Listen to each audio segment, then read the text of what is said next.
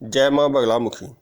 मित्रों, आज मैं माँ बगलामुखी पीठ प्रसाद चैनल के माध्यम से आत्मा और परमात्मा क्या है, इसका सूक्ष्म विश्लेषण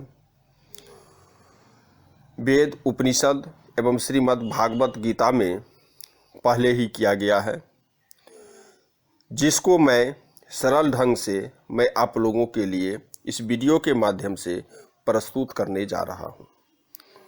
मित्रों, आत्मा क्या है, परमात्मा क्या है, आत्मा और परमात्मा इन दोनों का आपस में संबंध क्या है, इसी का मैं सरल विश्लेषण आप लोगों के समक्ष रखने जा रहा हूँ। आत्मा और परमात्मा दोनों ही भौतिक पदार्थ नहीं है।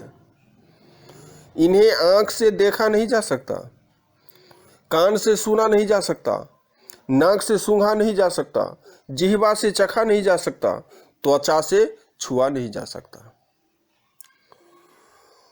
परमात्मा एक है, अनेक नहीं। ब्रह्मा, विष्णु, महेश आदि उसी एक परमात्मा के नाम हैं। इसलिए ऋग्वेद में कहा गया है, एकंग सद विप्रा बहुधा वदन्ति, अर्थात एक ही परमात्मा शक्ति को विद्वान लोग अनेक नामों से पुकारते हैं। संसार में जीवधारी प्राणी अनंत हैं, इसलिए आत्माएं भी अनंत हैं। न्याय दर्शन के अनुसार ज्ञान, प्रयत्न, इच्छा, द्वेष, सुख, दुख, ये 6 गुण जिसमें है उसमें आत्मा है। ज्ञान और प्रयत्न आत्मा के स्वाभाविक गुण हैं। बाकी 4 गुण इसमें शरीर के मेल से आते हैं। आत्मा की उपस्थिति के कारण ही यह शरीर प्रकाशित है। यह शरीर सजीव है, नहीं तो मुर्दा, नहीं तो अप्रकाशित है और अपवित्र है। यह संसार भी परमात्मा के कारण ही प्रकाशित है। आत्मा और परमात्मा दोनों ही अजन्मा और अनंत है। ये न कभी पैदा होते हैं और न कभी मरते हैं, ये सदा रहते हैं। इनको बनाने वाला कोई नहीं है। आत्मा परमात्मा का अंश नहीं है। हर आत्मा एक अलग और स्वतंत्र सत्ता है, किंतु हर एक आत्मा परमात्मा के नियंत्रण में रहती है। आत्मा अणु है, बेहद छोटी है। परमात्मा आकाश की तरह सर्वव्यापक है। आत्मा का ज्ञान सीमित है, थोड़ा है, परंतु परमात्मा सर्वज्ञ है। वह सब कुछ जानता है। जो कुछ हो चुका है और जो हो रहा है, सब कुछ उसके संज्ञान में है। अंतर्यामी होने से वह सभी के मनों में क्या है यह भी जानता है। आत्मा की शक्ति सीमित है, थोड़ी है, परंतु परमात्मा सर्वशक्तिमान है। सृष्टि को बनाना, सृष्टि को चलाना और अंत में सृष्टि का प्रलय करना आदि अपने सभी काम करने में परमात्मा समर्थ है। ईश्वर, जिसे हम परमात्मा कहते हैं, सभी काम अपने अंदर से करता है, क्योंकि उसके बाहर कुछ भी नहीं है। ईश्वर जो भी करता है वह हाथ पैर आदि से नहीं करता, क्योंकि उसके ये अंग है ही नहीं। वह सब कुछ इच्छा मात्र से करता है। परमात्मा आनंद स्वरूप है। वह सदा एक रस आनंद में रहता है। वह किसी से राग द्वेष नहीं करता। वह काम, क्रोध, लोभ, मोह, अहंकार से परे है। परमात्मा की उपासना करने से अर्थात उसके समीप जाने से आनंद प्राप्त होता है।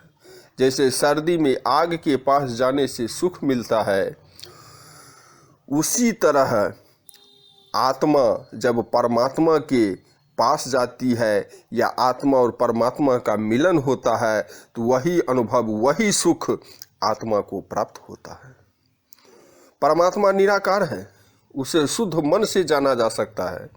जैसे हम सुख दुख मन में अनुभव करते हैं, उसी तरह परमात्मा का अनुभव भी सुख दुख के तरह करना होता है। यह आत्मा जब मनुष्य शरीर में होती है तब वह कार्य करने में स्वतंत्र रहती है। उस समय किए गए कार्यों के अनुसार ही उसे परमात्मा सुख दुख तथा अलग अलग जन्म देते हैं। दूसरी योनियां या तो किसी दूसरे के आदेश पर चलती है या स्वभाव से काम करती है। दूसरे जीव में विवेक नहीं होता है, विचार शक्ति नहीं होती, इसलिए उन योनियों में की गई क्रियाओं का उन्हें अच्छा या बुरा फल नहीं मिलता। किंतु मनुष्य योनि में विवेक होने के कारण परमात्मा ने विवेक दिया है, इसलिए मनुष्य योनि में कर्म और भोग दोनों का मिश्रण है। मनुष्य स्वतंत्र रूप से कर्म भी करता है और उसका कर्म फल भी भोगता है। मैं आत्मा हूँ, शरीर नहीं हूँ। शरीर मेरा संसार में व्यवहार करने का साधन मात्र है। कर्ता और भोक्ता आत्मा है। सुख और दुख आत्मा को होता है। आत्मा न स्त्रीलिंग है न पुल्लिंग है और न ही नपुंसक है। यह जैसा शरीर पाता है वैसा कहा जाता है।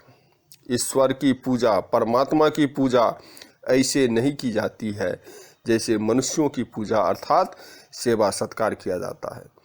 ईश्वर की आज्ञा का पालन अर्थात सत्य और न्याय का आचरण, यही परमात्मा की पूजा है। कठोपनिषद में मनुष्य शरीर की तुलना घोड़ा गाड़ी से की गई है। इसमें आत्मा घोड़ा गाड़ी का मालिक और बुद्धि सारथी अर्थात कोचवान है और मन लगाम है। इंद्रियां घोड़े हैं। इंद्रियों के विषय वे मार्ग हैं जिन पर इंद्रियां रूपी घोड़े दौड़ते हैं। आत्मा रूपी सवार अपने लक्ष्य तक तभी पहुंचेगा जब बुद्धि रूपी सारथी मन रूपी लगाम को अपने बस में रखकर इंद्रियां रूपी घोड़ों को सन्मार्ग पर चलाएगा। उपनिषद में घोड़ा गाड़ी को रथ कहा जाता है और रथ पर सवार को रथी। मनुष्य शरीर में आत्मा रथी है। मनुष्य शरीर में आत्मा रथी है। जब आत्मा निकल जाती है तब शरीर जो है और रथी रह जाता है। मित्रों, परमात्मा हम सब का माता पिता और मित्र है। हम सब प्राणियों का भला चाहता है। जब मनुष्य कोई अच्छा काम करने लगता है तो उसे आनंद, उत्साह, निर्भयता महसूस होती है। वह परमात्मा की तरफ से होता है। और जब वह कोई बुरा काम करने लगता है तब उसे भय, शंका, लज्जा महसूस होती है। वह भी परमात्मा की तरफ से ही होता है। मित्रों, कुछ लोग कहते हैं जब आत्मा प्रत्येक मनुष्य में है और आत्मा का नियंत्रण परमात्मा के पास है तो फिर वह आत्मा बुरा कर्म क्यों करती है। मित्रों, मैं पहले ही बता चुका हूँ, उपनिषद में, वेद में कहा गया है जो आत्माएं अनंत है और वह आत्माएं परमात्मा के निर्देशन में शरीर धारण करती है। अगर कोई आत्मा मनुष्य शरीर धारण करती है तो उसको विवेक भी दिया जाता है, किंतु मनुष्य के इतर और किसी भी जीव को विवेक नहीं दिया जाता है। मात्र 4 गुण ही दिए जाते हैं, 2 गुण नहीं दिए जाते। 2 गुण अलग से मनुष्य रूपी आत्मा को दिया जाता है और उसे स्वतंत्र छोड़ देते हैं परमात्मा। तो तुम अपने विवेक के अनुसार कर्म करो। कर्म करने के लिए तुम स्वतंत्र हो, क्योंकि उसी कर्म के अनुरूप तुमको फल मिलेगा। अन्य जीव जो है उसमें मनुष्य के जैसा सूंघने, चखने, खाने, सोने जैसा, चलने जैसा सब कुछ गुण है, किंतु विवेक नहीं है। अन्य जीव जो है वह किसी के आदेश पर चलता है। वह अच्छा या बुरा कर्म नहीं करता है, वह वही कर्म करता है जो उसका स्वभाव होता है। वह स्वभाववश कर्म करता है, इसलिए उसको अच्छे या बुरे कर्म का फल नहीं मिलता है। किंतु मनुष्य को विवेक होने के कारण अच्छा या बुरा कर्म का फल भोगना पड़ता है। इसी तरह से आत्मा और परमात्मा का विस्तृत वर्णन अपने सनातन धर्म में वेद, उपनिषद, श्रीमद् भागवत गीता में किया गया है। मैं तो सिर्फ अंश मात्र भी प्रस्तुत करने के काबिल नहीं हूँ, किंतु प्रस्तुत करने का प्रयास किया हूँ। इसके लिए धन्यवाद।